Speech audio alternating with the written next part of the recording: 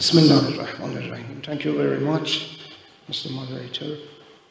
Thank you all for listening to us, and I would like to avail the opportunity for extend my appreciation to the government of Armenia for inviting me, and also a delegation from Iran to participate in this very important conference. Let me take a more theoretical approach as an introduction to my discussion. As His Excellency the Prime Minister mentioned, the world is changing right now. And if you look to the megatrends in the world, security, political, economic, environmental, and also technological macro trends, you will come to the result that the world is changing. Nowadays, almost everybody, academics, politicians, the others, they agree that the world is changing. But there is no consensus on the extension and also on the intensity of the changes.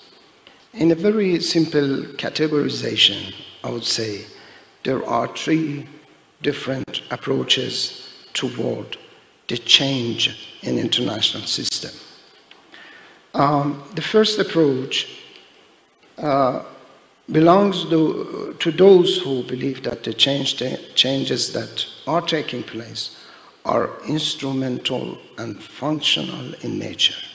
By this, I mean, according to them, the world system is revising governance mechanisms to adapt to emerging threats, highly advanced new technologies, and cognitive transformations that at the societal level. The second approach considers changes at the level of quote-unquote global order, which means that with the emergence of new actors and failure of global projects of westernization and unilateralism, the world is moving towards a new order in which we will witness a multipolar or post-polar structure. The third group of analysts believe that the depth and intensity of the changes are even more and will include changes in international system itself. The change in international system, as you all know, is caused by fundamental changes in the philosophical foundation, values, the structure of system, the role of actors, and the distribution of capabilities among the main actors. Let me right now avail the opportunity and take your attention to what is going on in Gaza. It seems that it is the collapse of the values, Western values like human rights, the others, claims by many countries, killing of more than 40,000 people, most of them are children and women, in 9 months, and no action, nothing. It is quite surprising to me that here, when we are talking about peace and security and stability in the South Caucasian region, the esteemed guest from Luxembourg repeats the media games, claims, let's say, against my country. Even your allies in the United States officially announced that they cannot verify these claims. Iran categorically rejects any claim with regard to selling any type of missiles or anything to Russia. And our position towards the Ukraine crisis is quite clear. Iran has never recognized the accession of Crimea to the Russia. Iran has officially announced its neutrality in the, let's say, Ukraine crisis. Of course, Iran and Russia are neighboring countries. They have had and do have different types of cooperations, including defense cooperation. You know, I mean, all of you know about our official positions towards the Ukraine crisis, and I would not like to repeat it. In any case, seems that the philosophical foundation of international system right now are at risk. Okay, the three approaches depict the future of the world system differently, but they are the same on one very important point. Their idea regarding this point is the same, and that is the importance of regions in the future of the world. Regions, I mean geographical regions, are becoming more and more important and significant in shaping the future of the world system. Among them, of course, the South Caucasian region has held, holds, and will hold significant importance for several reasons. Some of them have been already told by my colleagues here in this panel. This region holds, let's say, a very special importance for my country due to several key factors.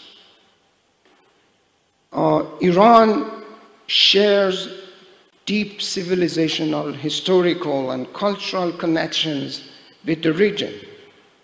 This includes shared heritage and long-standing relationships with the countries of the region, Armenia, Azerbaijan, and Georgia. From a geopolitical point of view, the region serves as a strategic connection point between other major powers. This region's stability directly impacts Iran's northern borders and its overall security. It is also very important for us to prevent any spillover of conflicts or instability into our territory. From a geo-economic angle, the South Caucasus is also important for my country in terms of energy and trade routes.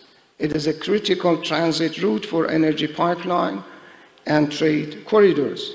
Iran is interested in using the capacity of these routes to strengthen its connectivity with Europe and Eurasia, and in turn, it is ready to provide its transit infrastructure to expand connectivity inter alia with South Asia, Central Asia, West Asia, and the Persian Gulf.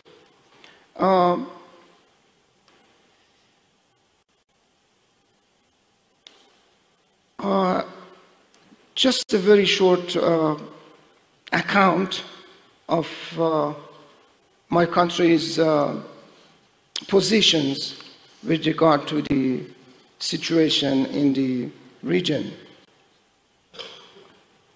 The Islamic Republic of Iran, first of all, has, as already mentioned by the esteemed moderator, has always been a driving force for peace and security in the region.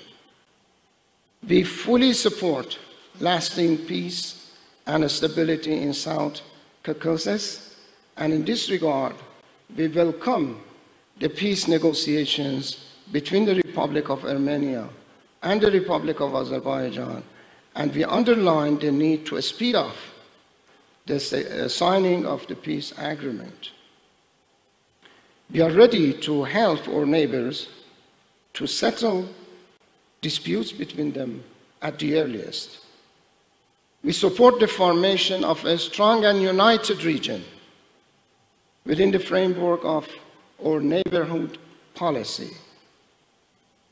We welcome the removal of blockages from the transportation routes in the region by emphasizing the need to respect the territorial integrity, sovereignty, and jurisdiction of the countries along the route, and the respect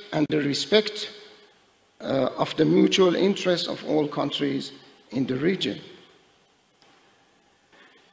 Very importantly, we believe that the South Caucasus must not become a battleground for competition and swordplay of the external powers.